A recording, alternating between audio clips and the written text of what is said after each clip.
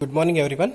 Today we will conduct one more experiment, the third experiment in our electrical machine 1 lab, that is load test on 3-phase induction motor.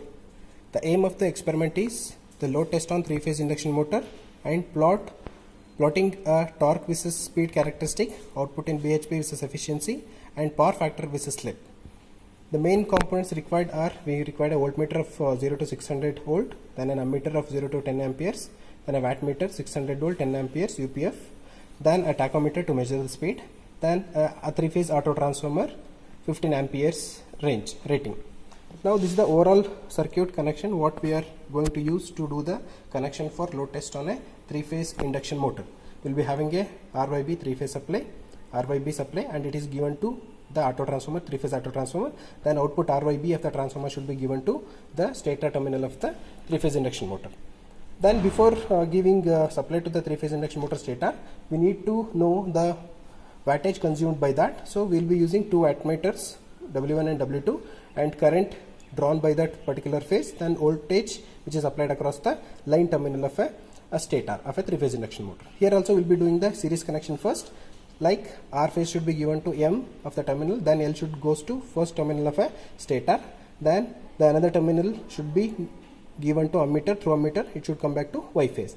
Again B phase should goes to the M terminal of a wattmeter, again L should goes to the third terminal of a stator, then this V and V of the wattmeters are shorted, again one more shorted terminal should goes to the second terminal of a stator, and we will be having a brake drum which is used to apply the load in terms of kgs, and that reading will be noted by the reading which is shown on the spring balance, that is S1 and S2 in terms of kgs. Okay, so this is what the overall experiment table which is used to conduct the load test on 3-phase induction motor. We are using a 3-phase squirrel cage induction motor of a rating 5 HP and 415 volt, and we will be having a 3-phase auto transformer here. So here in case of a 3-phase auto transformer we will be having two terminal, input terminal and output terminal.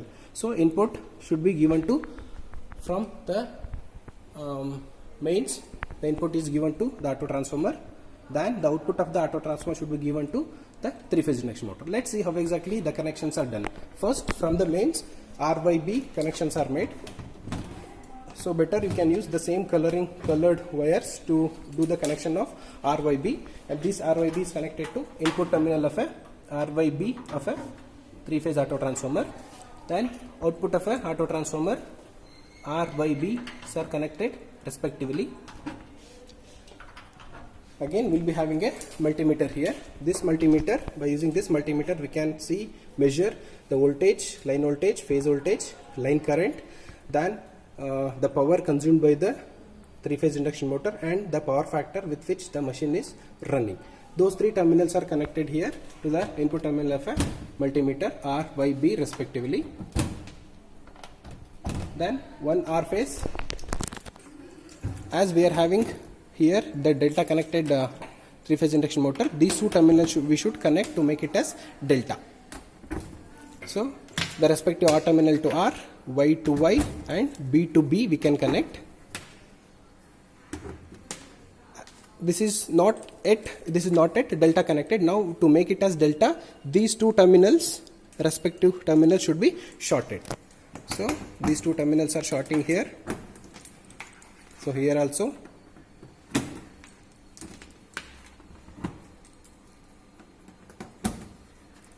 So all the terminals are shorted. Now it has become a delta connected 3-phase induction motor.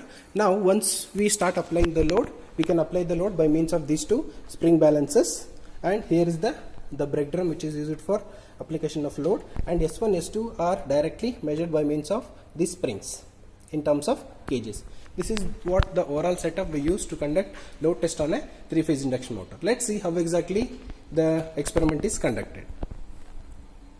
Before starting the experiment, we should take the precautionary measures that we should check for the auto transformer 0 position. The auto transformer should be kept at 0 position. If not, we should make the auto transformer 0 position before switching on the mains.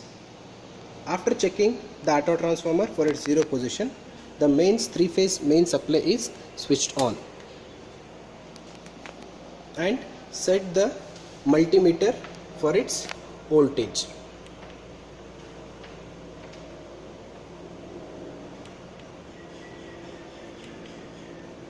Gradually vary the auto transformer from 0 to the rated voltage of 415 volt to start the motor.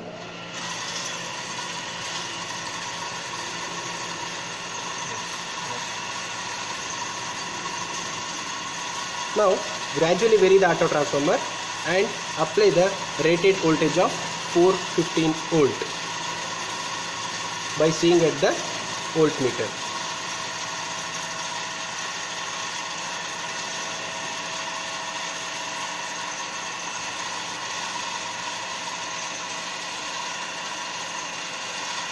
Once the rated voltage is applied to the induction motor, we have not applied any load, that is S1 and S2 are in zero position.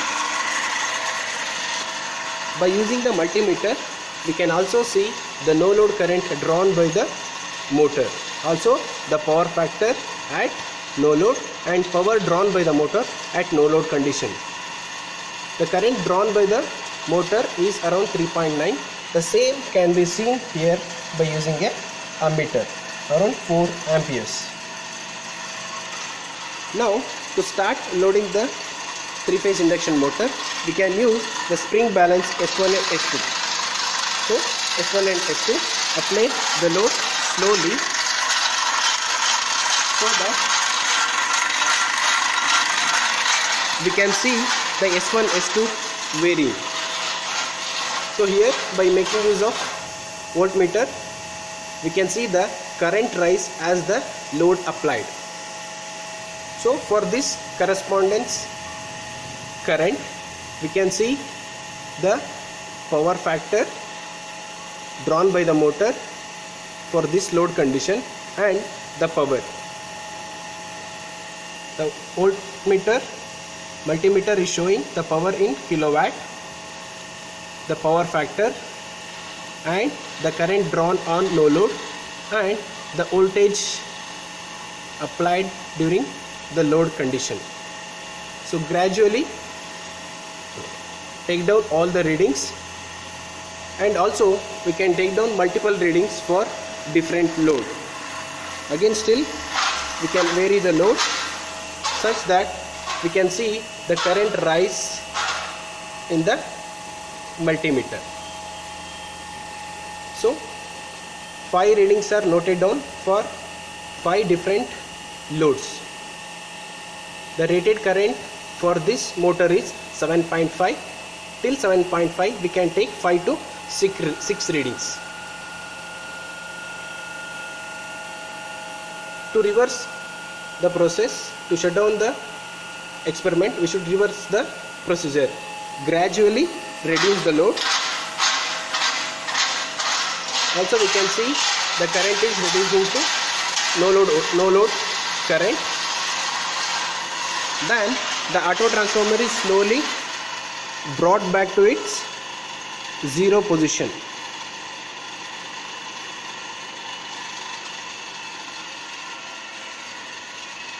Then close the supply switch.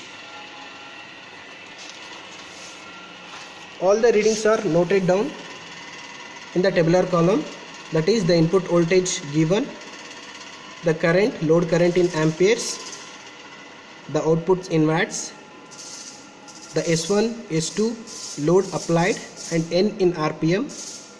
Then the calculations are made as per the formulas given in the manual.